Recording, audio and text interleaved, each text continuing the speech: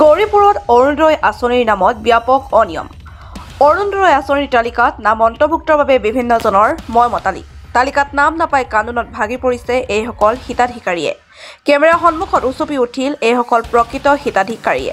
ধনৰ বিনিময়ত প্ৰকৃত হিতাধিকাৰীক বঞ্চিতৰ অভিযোগ। ধন দিলে তালিকাত নাম অন্তৰ্ভুক্ত হয়, ধন নিদিলে নাম অন্তৰ্ভুক্ত নহয়। প্ৰকৃত হিতাধিকাৰীক বঞ্চিত কৰি ধনী শ্ৰেণীৰ ব্যক্তি, গাড়ী, ট্ৰেক্টৰ থকা ব্যক্তিৰ নাম অন্তৰ্ভুক্তৰ অভিযোগ। Next report, any live.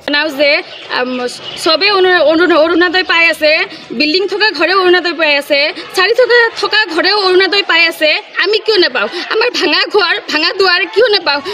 আমাৰ বৃদ্ধ মা আছে, বৃদ্ধ মা কিয় নাপায়? পাবই লাগিব।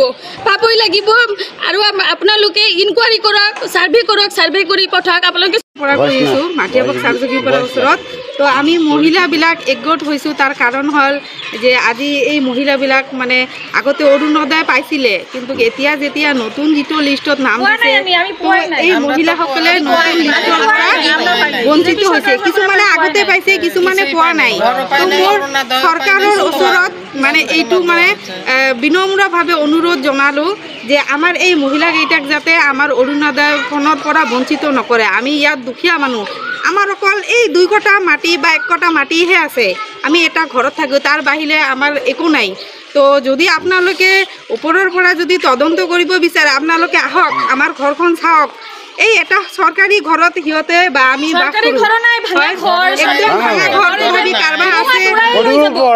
হয়তো নাই।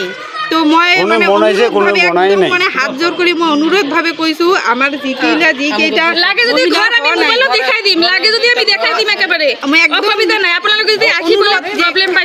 পাইছে আমি নাজানো যে অনুৰোধ কোনো পাইছে। আমাৰ আমাক মানে এইটো স্বাৰ্থত লাগে, আমাক চবকে অনুৰোধ লাগে।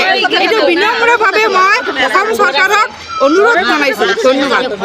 খবৰ মানে এনি লাইভ 24/7 আৰু এনি লাইভ ডিজিটেল।